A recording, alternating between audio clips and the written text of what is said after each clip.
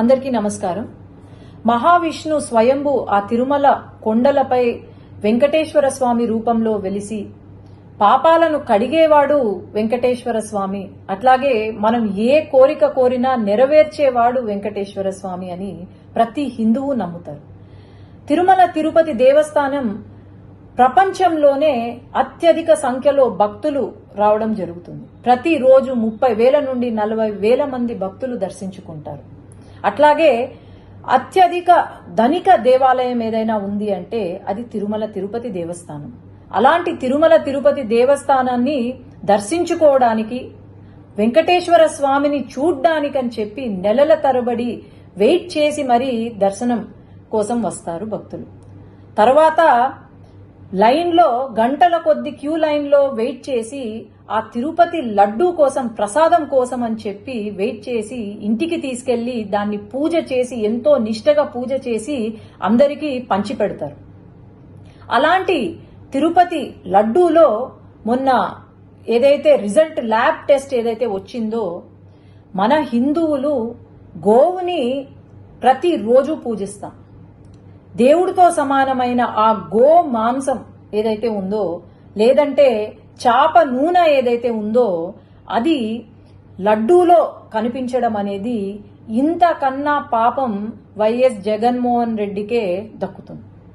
ఎందుకంటే హిందువులు కాని వాళ్ళు, అసలు హిందుత్వాన్ని నమ్మని వాళ్లను అక్కడ చైర్మన్లుగా తీసుకొచ్చి, కరుణాకర్ రెడ్డి అని చెప్పి అక్కడ చైర్మన్ గా తీసుకొచ్చి, ఆయన వెంకటేశ్వర స్వామి ఒక నల్ల రాయి అని చెప్పి, అలాగే ఆ 7 కొండలు ఎందుకు, 5 కొండలు చాలు అని చెప్పి ఒక జీవోని తీసుకొచ్చి పెట్టారు.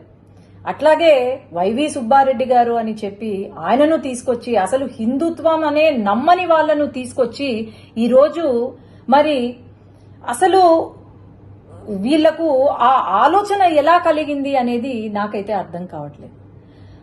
ఎప్పుడో 1857లో సిపాయి మ్యూటినీ అని విన్నాం. అది బుల్లెట్లు, బ్రిటిషర్లు చేసే బుల్లెట్లలో గోమాంసం ఉందని చెప్పి అదే ఫస్ట్ వార్ ఆఫ్ ఇండిపెండెన్స్ అని కూడా అంటారు. గోమాంసం ఉందని చెప్పి చిన్నగా ఒక రివోల్ట్ స్టార్ట్ అయ్యి అది పెద్దగా కనిపించిన బ్రిటిషర్లు అందరినీ కూడా చంపి పాడేసిన దేశంలో ఈరోజు ఇక్కడ లడ్డూలో గోమాంసము, చాప నూనె ఉంది అంటే మరి ఏమనుకోవాలి? మనము ఈ 5 సంవత్సరాలు, గత 5 సంవత్సరాల కాలంలో మనం గమనిస్తే అసలు గుడులకు వాల్యూ ఇవ్వని ఆ ప్రభుత్వం, వైఎస్ఆర్సీపీ ప్రభుత్వం ఏదైతే ఉందో, నేను చెప్తూనే వచ్చాను. శ్రీశైలంలో కూడా శ్రీశైలం లడ్డూలో చికెన్ ఎముక కనిపించింది అంటే ఆ రోజు ఎటువంటి యాక్షన్ తీసుకోలేదు. అసలు దేవాలయాలు ఎందుకున్నాయి, లేదంటే మన దేవుళ్ళు ఎందుకున్నారు ఇంకా అని అనిపిస్తుంది.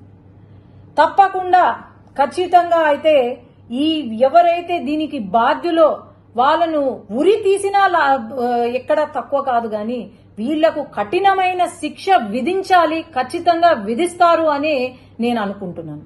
సీఎం గారు వెంటనే, మన గవర్నమెంట్ ఫామ్ అయిన వెంటనే తిరుపతి లడ్డు నాణ్యత కోసం, అది చాలా చిన్న విషయం కావచ్చు గాని తిరుపతి లడ్డు నాణ్యత ఎలా ఉంది అని చెప్పి ల్యాబ్ రిపోర్ట్ కి పంపించారు అంటే ఇంతకన్నా మంచి ముఖ్యమంత్రి, మంచి పాలన ఎక్కడైనా ఉంటుందా అని నేను భావిస్తున్నాను.